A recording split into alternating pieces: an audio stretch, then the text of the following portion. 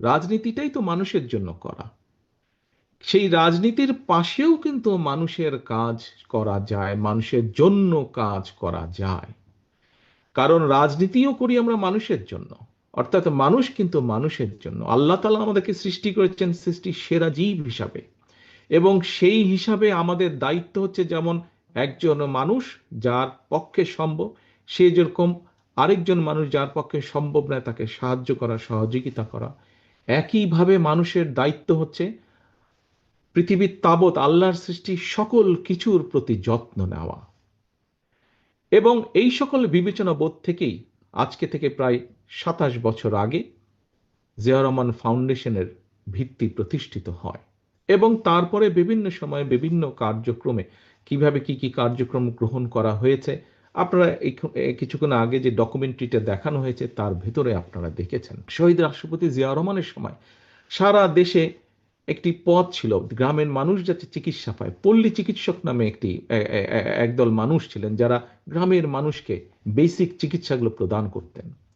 প্রিয় উপস্থিতিবৃন্দ, আমরা যেটা পরিকল্পনা গ্রহণ করেছি যে ইনশাল্লাহ বিএনপি সরকার গঠন করলে পরে আমরা হেলথ কেয়ারের নামে আমরা গ্রামে গ্রামে এইরকম একটি টিম তৈরি করব যারা মানুষের কাছে যাবে, মানুষকে বুঝাবে যে ভাই এই জিনিসটা খেলে তোমার হার্টের অসুখ হবে না, এই জিনিসটা খেলে তোমার ডায়াবেটিক হবে না, এই জিনিস এইভাবে চললে তোমার কিডনির রোগ হবে না। অর্থাৎ মূল যেগুলা যেগুলা যেগুলা অসুখ বিসুখের সাথে জীবন মরণের সমস্যা, মানুষকে আমরা এগুলা বুঝবো। অর্থাৎ যাতে দেশে কম সংখ্যক মানুষ অসুস্থ হয়, এটি থাকবে আমাদের উদ্যোগ। এখন মানুষ যখন কম, মানুষ তো কিছু না কিছু অসুস্থ হবেই।